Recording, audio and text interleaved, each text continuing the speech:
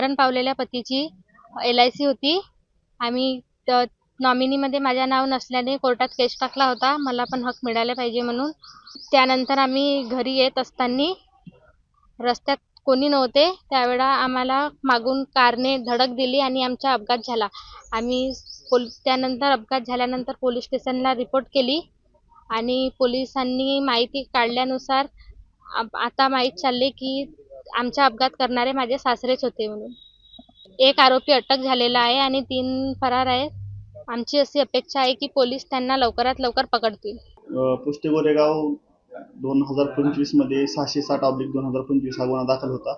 त्यामध्ये फिर्यादीने पोलीस स्टेशनला येऊन तक्रार दिली होती की घोटी नाल्याजवळ अपघात झाला होता आणि त्या अज्ञाताने अपघात करून विना नंबरची निळ्या रंगाची कार होती आणि ती धडक देऊन निघून गेले होते.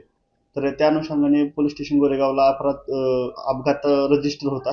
त्यामध्ये आम्ही तांत्रिक पुराव्याच्या आणि गुप्त माहिती काढून अशी माहिती मिळाली की त्यामध्ये सासऱ्याने त्यांच्या मुलाचा मयत झाल्याने त्याला 60 लाख रुपयाची LIC पॉलिसी तसेच 1.5 एकर जमीन अशी सुनेला मिळणार होती.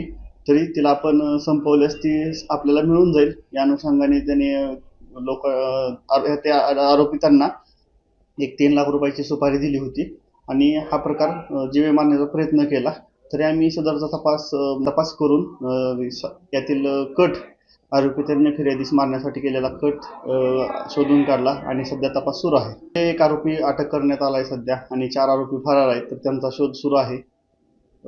तरी त्यांना आम्ही लवकरच अटक करून पुढील कारवाई करू.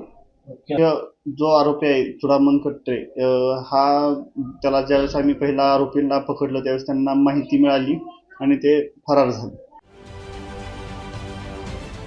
महाराष्ट्रातील सर्व बातम्यांचे विश्वासार्ह व्यासपीठ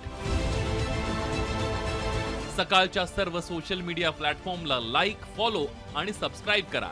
तसंच सर्व नोटिफिकेशनसाठी बेल आयकॉन प्रेस करायला विसरू नका.